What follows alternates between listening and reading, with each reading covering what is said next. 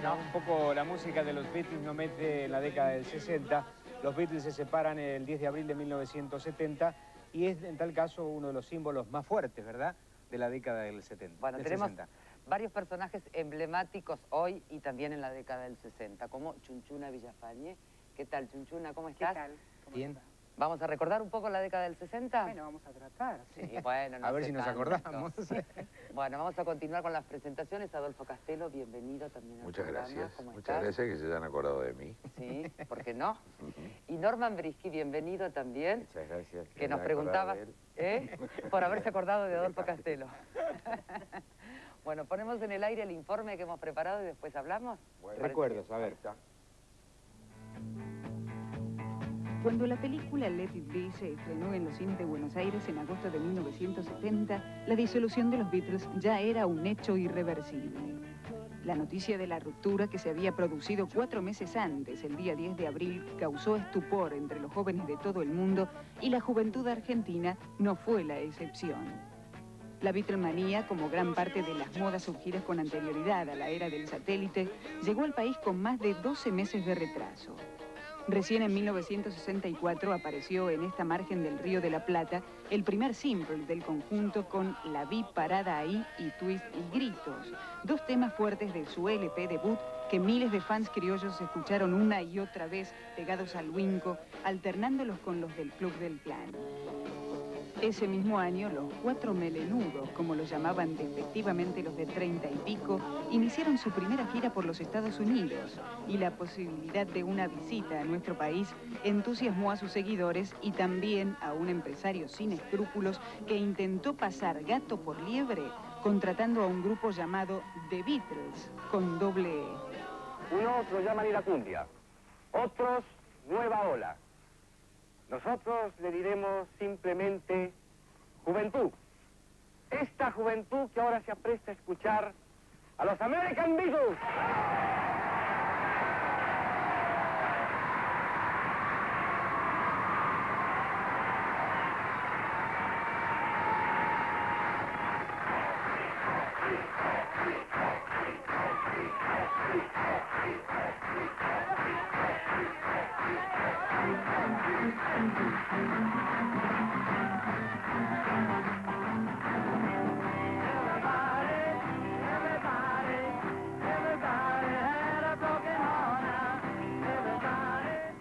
El truco fue rápidamente descubierto y los Beatles truchos debieron salir huyendo para salvar su pellejo. Ajenos a este escándalo, los fabulosos 4 habían editado el LP Anochecer de un día agitado, disco que además servía de apoyo a la película del mismo nombre. El estreno del filme en nuestro país fue una apoteosis. Al igual que las inglesas y las norteamericanas, las chicas argentinas aullaban con cada aparición en la pantalla de cualquiera de los Beatles, aunque Paul era el que acaparaba los mayores suspiros. Los Beatles ya estaban decididamente instalados entre nosotros. Los grupos que intentaban imitarlos surgieron como hongos.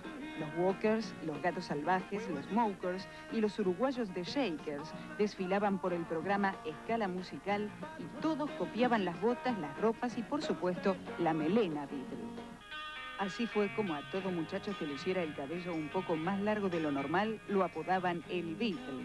El argentino más famoso que se ganó ese mote fue el por entonces arquero de River Plate, Hugo Gatti, y hasta Caradagian incluyó en su troupe a un personaje llamado el Beatle francés.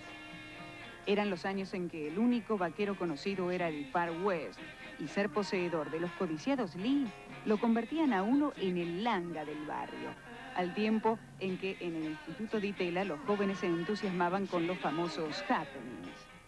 En 1966, mientras en Inglaterra los Beatles sacaban su disco Revolver, los militares argentinos no debieron disparar ni un solo tiro para derrocar al gobierno del doctor Illa. La policía del nuevo presidente de facto, el general Juan Carlos Onganía, sería la encargada de imponer el orden a bastonazos entre los jóvenes universitarios y de convertir a las comisarías en peluquerías, donde los oficiales rapaban con gusto a los desacatados melenudos. Desafiando esta postura militar, el 8 de diciembre de ese año, Vergara Leumann inauguró la Botica del Ángel, luciendo para la ocasión una peluca Beatle traída directamente desde Londres. A mediados del 67 apareció la banda del Sargento Pepper y los Beatles fueron catapultados a la categoría de genios como Mozart y Beethoven. Casi paralelamente, se comenzó a escuchar en las radios locales el primer éxito del rock cantado en castellano, La Balsa, interpretada por Los Gatos y compuesta por Lito Nebbia y Tanguito, dos jóvenes músicos habitués de la mítica cueva. Todo lo que necesitas es amor, cantaban los Beatles en un especial para la televisión, cuando el 21 de septiembre, entre los festejos del Día de la Primavera de la Avenida Santa Fe, aparecieron en Plaza Francia los primeros hippies criollos que proclamaban el amor libre. Al mes siguiente fue asesinado en Bolivia el argentino Ernesto Che Guevara, y su imagen convertida en póster recorrería el mundo entero simbolizando el espíritu revolucionario de los jóvenes. En 1968 estalló el Mayo francés, una revuelta organizada por estudiantes universitarios que garabatearon las paredes de la Sorbona con grafitis que decían: la imaginación al poder. A mediados de ese año se estrenó Submarino Amarillo, y en los cines porteños varios fanáticos del grupo fueron sorprendidos por una mención a nuestro país en la película de dibujos animados. Where could we go? Argentina. 1969 fue un año convulsionado. En el seno de los Beatles, las disputas habían llegado a su punto más alto y solo continuaban unidos por razones comerciales. En el país, en momentos en que la onda adolescente era pintar con viromes de colores las zapatillas flecha, estalló el cordobazo y 2 días después fue asesinado el dirigente gremial Augusto Timoteo Bandor. Poco después, en la madrugada del 21 de julio, millones de argentinos seguían con asombro por televisión la llegada del hombre a la luna. Asistían también al nacimiento de una nueva era.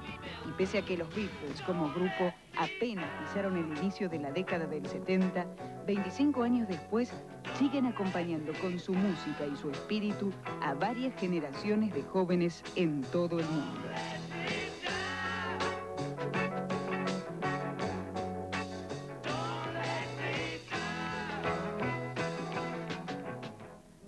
¿Qué te pasa, Chunchuna, cuando ves un repaso de todo lo que pasó en la década del 60? ¿Por qué pensás que hay, por otro lado, esa especie de idealización también de la década? Yo lo poco que me acuerdo es que era una época que había mucha efervescencia, digamos, los jóvenes teníamos mucho entusiasmo en pensar lo que iba a venir, lo que iba a pasar. Creíamos que íbamos a hacer muchas cosas, digo, comparando con lo de ahora, ¿no? Sí.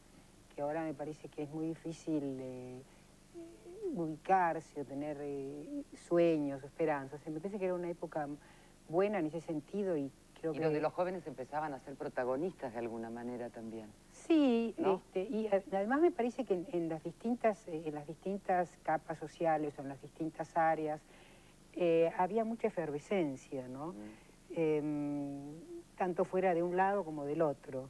Sí. Digamos, porque había muchos antagonismos y cosas, bueno, bastante serias que pasaban acá, ¿no? ¿Te recordás haciendo qué en la década del 60, en aquellos años? Mira, yo me recuerdo, primero me casé en la década del 60, tuve mis hijas, así que de repente fui mi esposa y madre. Sí. Y además, por ejemplo, cuando hablaron de la noche de los bastones largos, yo estaba haciendo una entrega en la facultad. Y fue una experiencia muy violenta, la primera que yo tenía, ¿no? Claro. Y también era tu época de modelo, Chunchuna. Estaba un poquito empezando, sí, ¿no?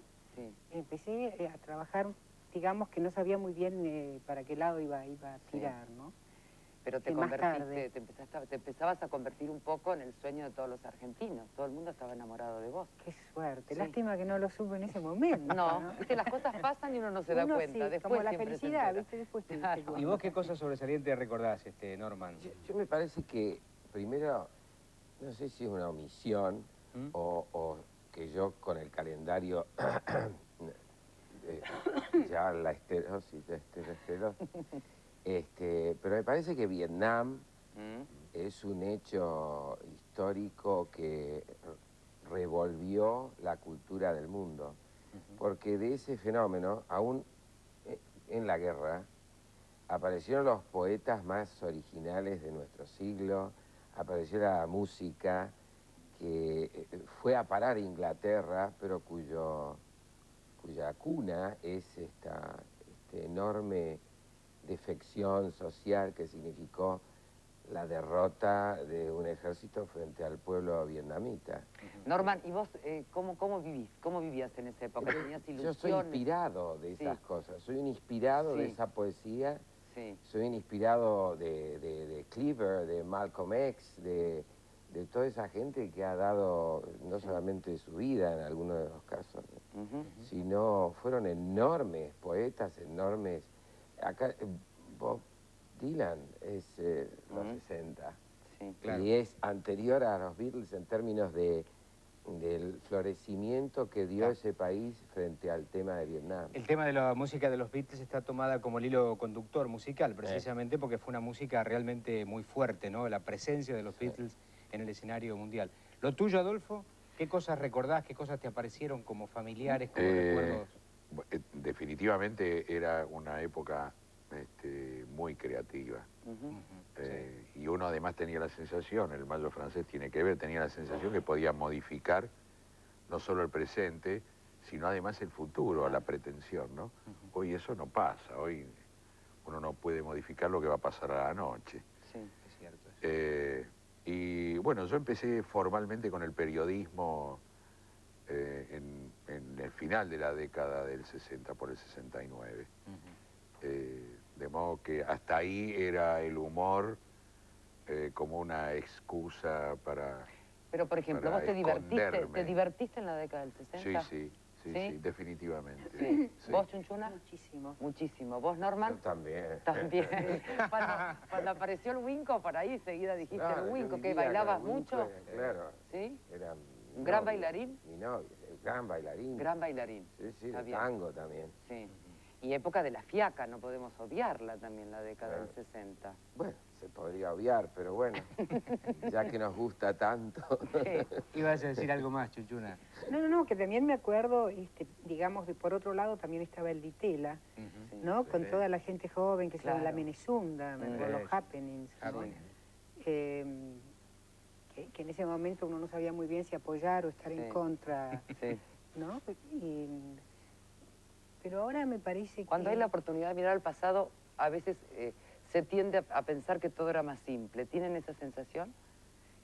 Ocurrían menos cosas. Ajá. O sabíamos menos. Uno leía el diario el lunes y le duraba por lo menos un mes. Claro.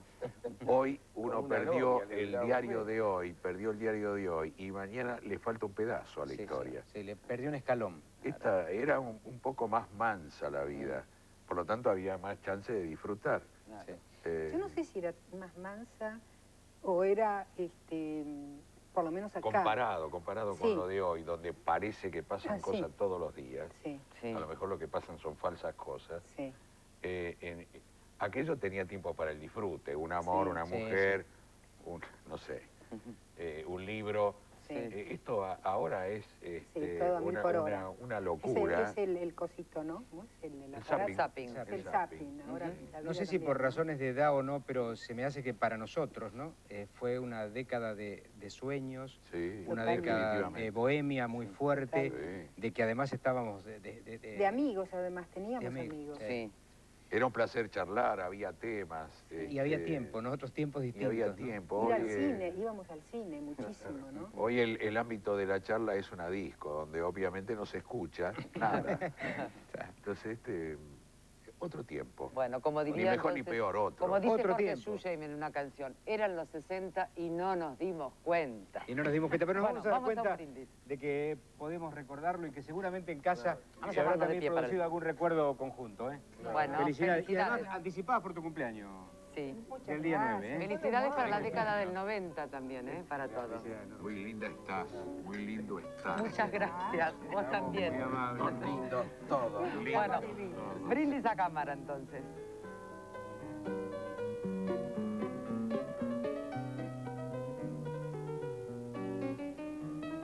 Parece mentira, pero en 1947 en Chascomús se coronó a un rey, Su Majestad Manuel I, quien reinó en su castillo junto a la laguna.